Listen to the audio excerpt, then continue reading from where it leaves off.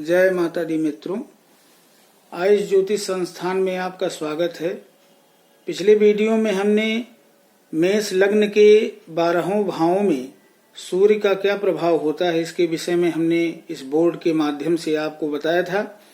आज हम आपको वृष लग्न के 12 भावों में सूर्य का क्या प्रभाव होता है इस विषय पर चर्चा करेंगे। वैसे सूर्य का बलिष्ठ होना, अंश बल में अच्छा होना, अच्छे भाव में होना, अपने मित्र राशि में होना, षड बल में अच्छा होना, स्थान बल में अच्छा होना, ये जरूरी है मित्रों। तभी अच्छा प्रभाव सूर्य देता है। लेकिन फिर भी वृष लग्न के सभी भावों में सूर्य का क्या प्रभाव होता है इसको हम आज चर्चा इस पर करेंगे। जब सूर्य किसी भी लग्न में कहीं भी बैठा हो, बल में हो और उसकी महादशा, अंतर्दशा या प्रत्यंतर दशा चल रही है, तभी वह अपना प्रभाव देता है। अन्यथा आपरूप जैसे वह है, जिस अवस्था में है, वैसे छिटपुट समस्या होती है। लेकिन जब इसकी महादशा आती है या अंतर्दशा है, उसमें प्रत्यंतर दशा है, तभी इसका प्रभाव ज्यादा होता है। तो आज हम आपको बताएंगे कि वृष लग्न के 12 भावों में सूर्य का क्या प्रभाव होता है। तो आइए देखते हैं।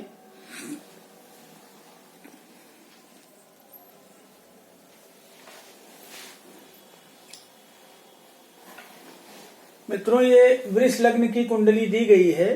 यहाँ पर 2 लिखा है। इसका मतलब है कि ये वृष लग्न की कुंडली है। और आप लोग देखिए, यहाँ पर सूर्य जो है वृष राशि में है, इसको हम लोग लग्न कहते हैं। यहाँ पर वृष राशि में सूर्य बैठ करके, ये चूंकि स्वयं लग्न में सूर्य विराजमान है, इसलिए ये एक तरीके से लग्न जो है ये व्यक्ति स्वयं है, उसका शरीर, बात बोली व्यवहार, उसका प्रभाव, ये सब हम लग्न से ही देखते हैं।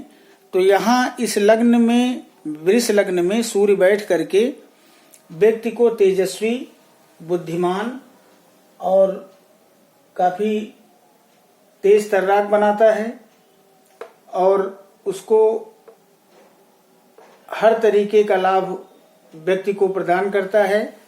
हम केवल इस चैनल के माध्यम से आपको ज्योतिष सिखाने का प्रयास कर रहे हैं। और ये केवल ज्योतिष का ही चैनल नहीं है, यह थोड़ा बहुत आध्यात्म से भी रिलेटेड चैनल है। तो हमारा ये चैनल बनाने का उद्देश्य था कि ज्यादा से ज्यादा आप लोग ज्योतिष को समझें और नित नए आध्यात्म को समझें। कि जैसे बीच बीच में तमाम त्योहार आते रहते हैं, नवरात्र है और ग्रहण है और तमाम कृष्ण जन्माष्टमी है और ये क्या कहते हैं दशहरा है, तो दीपावली है। तो इन सब पर भी हमारा कार्यक्रम जो है, इस धर्म के ऊपर भी हमारा यह कार्यक्रम है। तो बीच बीच में हम आपको धर्म की बातें भी बताते रहेंगे। लेकिन इसी कड़ी में ज्योतिष हमारा नंबर 1 पर है। इसलिए ज्योतिष सिखाने के उसमें आज हम वृष लग्न की चर्चा कर रहे हैं कि वृष लग्न के 12 भावों में सूर्य का क्या फल होता है। तो देखते हैं। यहाँ पर वृष लग्न में सूर्य बैठ करके अच्छा रिजल्ट देता है। लेकिन चूंकि यह सम राशि है, इसलिए सूर्य यहाँ जहाँ अच्छा प्रभाव देता है वहाँ थोड़ा बहुत बुरा प्रभाव भी पड़ता है, लेकिन ज्यादा नहीं, थोड़ी समस्या देता है। बाकी सब सही होता है। यहाँ लग्न में सूर्य बैठ करके अच्छा प्रभाव देता है। मित्रों, इस वृष लग्न की कुंडली में सूर्य जो है वो सुखेश बनता है। सुखेश मतलब कि जो चौथा भाव होता है, यह सुख का भाव होता है, माता का भाव होता है, ये चौथा भाव। यहाँ पर सिंह राशि है, यहाँ पर सूर्य का बैठना सिंह राशि में, यानी कि ये स्वराशि का हो जाता है। सूर्य यहाँ पर स्वराशि में है और इसको हम लोग कहते हैं सुखेश, इसको सुखेश कहते हैं। चतुर्थ भाव सुख का भाव होता है, माता का भाव होता है। वाहन और भूमि भवन वाहन का भी विचार हम चतुर्थ भाव से करते हैं। तो यानी कि सुखेश का दूसरे भाव में बैठना, यानी सुखेश कौन? सुखेश माने सूर्य। सूर्य जो है यहाँ पर दूसरे भाव में बैठना अच्छी वाणी का बनाता है। ये अपनी मित्र राशि में यहाँ सूर्य बैठा हुआ है, तो सूर्य जो है यहाँ पर दूसरे भाव में बैठ करके अच्छी वाणी, धन का अच्छा प्रबंध कराता है और विदेश यात्रा भी व्यक्ति करता है। और यहाँ सूर्य बैठ करके मित्रों व्यक्ति जातक को क्या कहते हैं, रोजगार की भी प्राप्ति कराता है दूसरे भाव से। और दसम भाव से हम रोजगार भी देखते हैं, सातवें भाव से भी हम रोजगार यानी क्या कहते हैं, रोजगार या व्यवसाय का विचार करते हैं। तो यहाँ दूसरे भाव में सूर्य बैठ करके अच्छा प्रभाव देता है, माता का सुख देता है और धन लाभ कराता है, अच्छी कंडीशन में व्यक्ति रहता है। आ जाते हैं सुखेश का तीसरे भाव में बैठना, यानी चतुर्थेश। इसको हम सुखेश कहें चाहे चतुर्थेश कहें, तो चतुर्थेश सूर्य यहाँ पर तीसरे भाव में बैठकर, ये छोटे भाई बहन का घर है, यहाँ पर सूर्य बैठ करके और बहुत ही अच्छा लाभ देता है। भाई बहनों से सुख की प्राप्ति होती है। पराक्रम का घर है, व्यक्ति के अंदर पराक्रम, व्यक्ति ऊर्जावान होता है और अच्छी ख्याति प्राप्त करता है। अगर चौथे भाव में सूर्य बैठा हुआ है मित्रों, तो यहाँ पर सूर्य जो है स्वराज का हो जाता है, उसे भूमि वाहन का सुख और सुख संपन्नता, माता का सुख प्राप्त होता है। फिर आ जाते हैं मित्रों चतुर्थेश के पांचवें भाव में बैठना।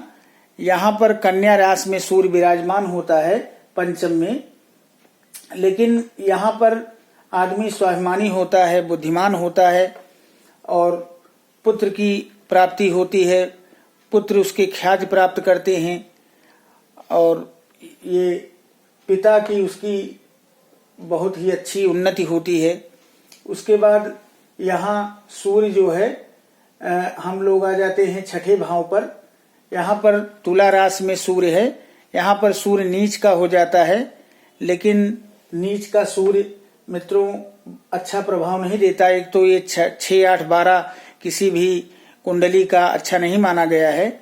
यहाँ पर सूर्य बैठ करके खराब रिजल्ट देता है, माता की तबीयत खराब रहती है, उस व्यक्ति को गैस की समस्या होती है, शारीरिक समस्या उसको सताती है। तो यहाँ पर सूर्य बैठ करके अच्छा प्रभाव नहीं देता है। सूर्य जहाँ बैठता है वहां से अपने सप्तम स्थान पर दृष्टि डालता है, माने सातवें भाव को देखता है एक दृष्टि से। तो यहाँ पर बैठ करके सूर्य जो है 2, 3, 4, 5, 6, 7 12वें भाव को देखता है, यानी व्यय भाव को देखता है, तो ये अच्छा नहीं माना जाता। आ जाते हैं सूर्य का अष्टम भाव यानी वृश्चिक राशि में। ये जो चतुर्थेश है, ये सूर्य ये वृश्चिक राशि में यानी सप्तम भाव में बैठा है।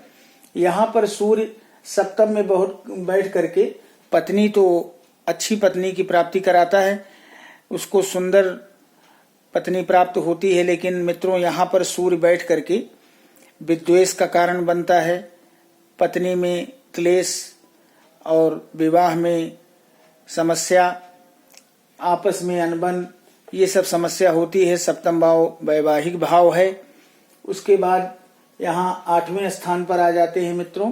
यहाँ फल अच्छा नहीं होता है, माता को समस्या देता है और यहाँ पर जो है अष्टम भाव में बैठ करके सूर्य जो है वो बुरा प्रभाव देता है, क्योंकि ये अष्टम भाव मृत्यु भाव है। यहाँ पर सूर्य अच्छा रिजल्ट नहीं देता। यहाँ पर जो है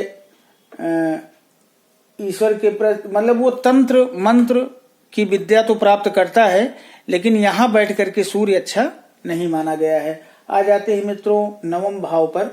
यहाँ मकर राशि में सूर्य विराजमान है। यह धर्म भाव है।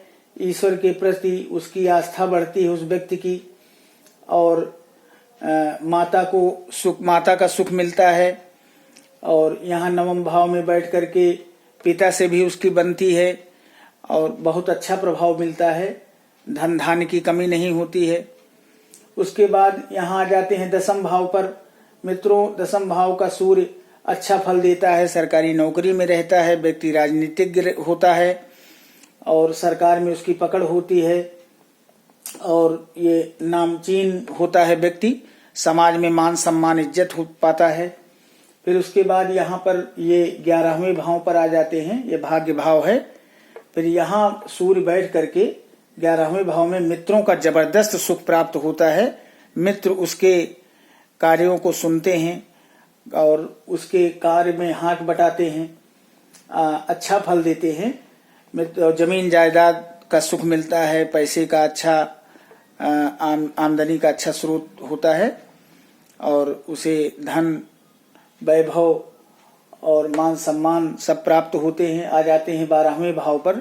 यहाँ बैठा सूर्य अपनी मेष राशि में यानी उच्च राशि में विराजमान होता है। अच्छा तो होता है, लेकिन फिर भी 12वें भाव में विदेश योग और माता की तरफ से उस व्यक्ति को सुख प्राप्त होते हैं। लेकिन कुछ चीजें हैं जो व्यय भाव में बैठना सूर्य का अच्छा नहीं माना गया है। मित्रों, तो आज हमने वृष लग्न में सूर्य की क्या स्थिति होती है इस विषय में चर्चा की। जब भी सूर्य जो है अगर हम कुंडली का अध्ययन कर रहे हैं, उस दौरान अगर उसकी महादशा अंतरदशा या प्रत्यंतर दशा चल रही है, तभी ये जो बातें हम बता रहे हैं तभी उसका प्रभाव प्राप्त होगा व्यक्ति को। तो इस ज्योतिष सीखने के विषय में हमने आज आपको अपने इस YouTube चैनल के माध्यम से वृष लग्न में 12वें भाव में मैंने सूर्य के क्या फल होते हैं इस विषय में मैंने चर्चा की। आशा करते हैं आपको ये वीडियो पसंद आया होगा। तो मित्रों, हमारे इस चैनल को सब्सक्राइब कीजिए, लाइक कीजिए और शेयर कीजिए। धन्यवाद। जय माता दी।